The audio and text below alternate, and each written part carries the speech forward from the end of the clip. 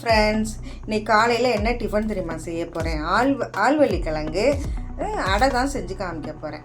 மரவள்ளி கிழங்கும் சொல்லலாம், ஆழ்வள்ளி கிழங்கும் சொல்லலாம். ஒரு 1/2 கிலோ போல் ஒரு பெரிய கிழங்கு ஒன்று எடுத்துருக்கிறேன். இதை தோலை சீவி சுத்தம் பண்ணி எடுத்துக்கலாம். அதுக்கு ஊற வைக்க தேவையான பொருட்கள் பாருங்க. 2 அளாக்கு அரிசி, இது காப்பிடி உலக்கு. 2 அளாக்கு இட்லி அரிசி எடுத்துருக்கிறேன்.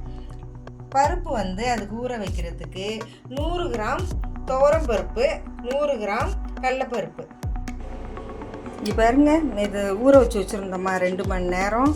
அரிசியும் இந்த பருப்பும் ஊறிடுச்சு. இப்போ அரைச்சிக்கலாம். அதுக்கு போடக்கூடிய தேவையான பொருட்கள் என்னென்னு பார்க்கலாமா? இது பாருங்க, மிளகாய், சோம்பு, கல்லுப்பு எடுத்து வச்சுருக்கிறேன். இதோட அரிசி, பருப்பு, இது பாருங்க, ஆழ்வள்ளி கிழங்குன்னு சொல்லலாம், மரவள்ளி கிழங்குன்னு சொல்லலாம். இந்த மாதிரி மெலிசாக நறுக்கி வச்சுருக்கேன். இது 3ஐயும் போட்டு நம்ம அரைச்சிக்கலாம். அதோட இந்த பெருங்காயத்தூள் கொஞ்சம் சேர்த்து இந்த 3ஐயும் சேர்த்து அரைச்சிக்கலாம். இப்போ பாருங்க, இந்த பதத்துக்கு மாவெல்லாம் அரைச்சிட்டு வந்துட்டேன்.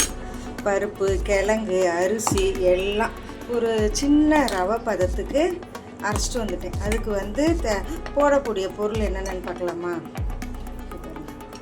மஞ்சத்தூள் 1/2 ஸ்பூனு, வெங்காயம் ஒரு மீடியம் சைஸ் வெங்காயம் 2 நறுக்கி வச்சுருக்கிறேன் பொடியாக, தேங்காய் துருவல், பெருங்காயத்தூள் கொஞ்சம், கொத்தமல்லி, கருவேப்பிலை எல்லாத்தையும் போட்டு நல்லா கலந்து கொடுத்துட்டு நம்ம சுட வேண்டியதுதான்.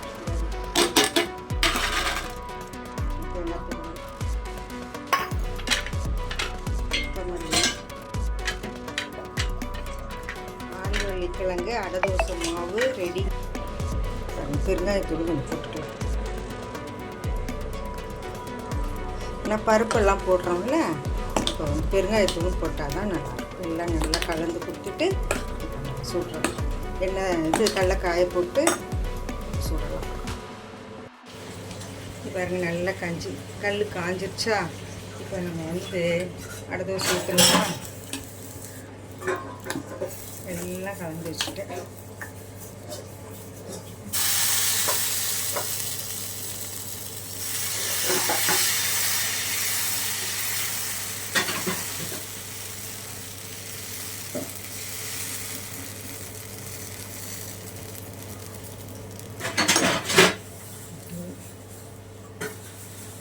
இது கொஞ்சம் எண்ணெய் கொஞ்சம் ஜாஸ்தி தான் ஊற்றணும்.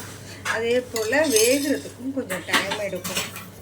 ஏன்னா கிழங்கு போட்டிருக்கோம்ல, அதனால் பொறுமையாக ஸ்லோலே வச்சு தான் நம்ம இதை சுடணும்.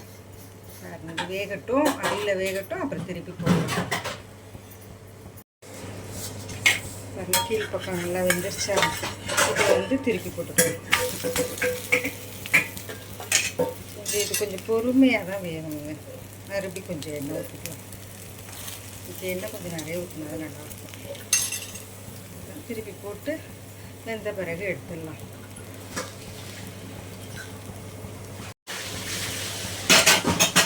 சார் 2 பக்கமும் சேர்ந்துருச்சா? இப்போ எடுத்துடலாம்.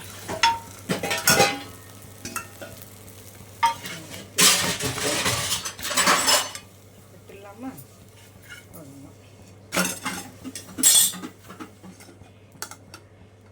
என்னுடைய ஸ்டைலில் ஆழ்வள்ளி கிழங்கு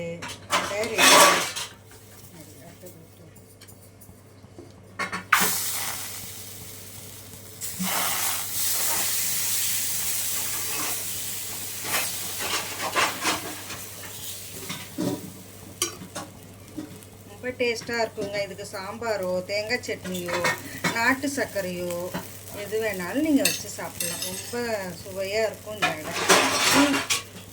நீங்களும் உங்கள் வீட்டில் இதே மாதிரி செஞ்சு பார்த்துட்டு எப்படி இருக்குது என்னன்னு சொல்லுங்கள். புவனா ராஜா சேனலுக்கு சப்போர்ட் பண்ணுங்கள்.